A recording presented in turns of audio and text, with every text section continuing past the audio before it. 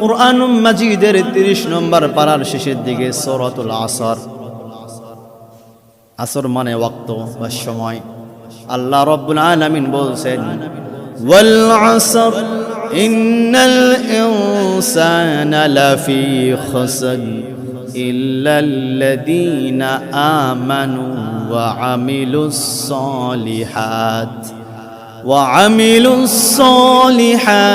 ওয়াতাওয়াসাউ বিল হাক্কি ওয়াতাওয়াসাউ বিস সাবর। আল্লাহ রাব্বুল আলামিন এখানে সময়ের কসম খেয়েছেন। আল্লাহ সুবহানাহু ওয়া তাআলা এখানে সময়ের শপথ করেছেন।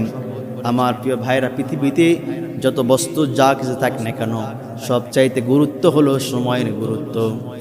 আমার প্রিয় ভাইরা, কাল কিয়ামতের মাঠে, কাল মহা মুসিবতের মাঠে আল্লাহ রাব্বুল আলামিন আপনার যুবককালের হিসাব নেবে, যৌবনকালের হিসাবটা নেবে।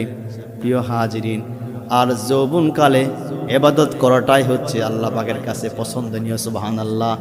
আমার প্রিয় ভাইরা, বিয়ে করতে হবে কোন কালে? বৃদ্ধকালে না যৌবনকালে? যৌবনকালে বিবাহ করতে হবে। বৃদ্ধকালে বিবাহ করার চাইতে না করাই ভালো, আমি যেটা মনে করি। যৌবনকালে বিবাহ করতে হবে আমার প্রিয় ভাইয়েরা। কিন্তু ম্যাক্সিমাম আমরা বাংলাদেশে দেখতে পাই ছেলের বয়স হয় 35 আর মেয়ের বয়স হয় 28, এরপরও বিয়ে দেয় না, বিয়ে হয় না, বিয়ে করতে চায় না। এটা ঠিক নয়, এটা করা যাবে না। আমার প্রিয় ভাইয়েরা, মনে রাখতে হবে যৌবনকালের ইবাদত। 80টি বৃদ্ধ মানুষ 80টি যদি সেজদা দেয়, আর একটা যৌবনকালে একটা টকবকে যুবক যদি একটা সেজদা দেয়, 80টি যুবকের সেজদার যে সওয়াব, যে মান, যে মর্যাদা, একজন যুবক একটি সেজদা দিলে তার থেকেও 80টি সেজদার থেকেও বেশি মর্যাদা, মর্তবা। সুবহানাল্লাহ। আমার প্রিয় ভাইয়েরা, এই যুবককালের ইবাদত আমাদের করতে হবে।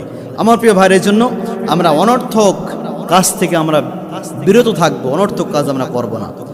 আল্লাহ রাব্বুল আলামিন বলছেন ফাইদা ফারাগতা ফানসাব ওয়া ইলা রাব্বিকা ফারগাব। আল্লাহ রাব্বুল আলামিন তিনি বলছেন, ও আমার বান্দারা তোমরা শোনো, অতএব তোমরা যখনই অবসর হবা, তোমরা যখনই ফ্রি থাকবা, ফ্রি টাইম যখনই তোমরা থাকবা, তখনই তোমরা কঠিনভাবে, তখনই তোমরা সুন্দরভাবে খুশুর সঙ্গে তোমরা আমল করবা, ইবাদত করবা, তাসবিহ পড়বা, অথবা তোমরা সংসারের কাজে, ব্যক্তিগত কাজে তোমরা নিয়োজিত থাকবা।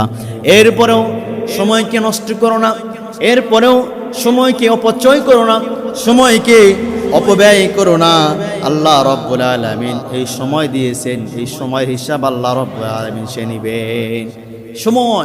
সময়ের এত দাম, সময়ের এত গুরুত্ব। আল্লাহ সুবহানাহু ওয়া তাআলা আমাদেরকে যে সময় দান করেছেন, এই সময়ের হিসাব আল্লাহ সুবহানাহু ওয়া তাআলা তিনি নেবেন। আমার প্রিয় ভাইয়ের জন্য আমরা সময় কি আমরা অপচয় করব না। আমার প্রিয় ভাইয়েরা, পৃথিবীর যা কিছু আছে সবচাইতে মূল্যবান সম্পদ হচ্ছে সময়। এই সময়কে গুরুত্ব দিতে হবে।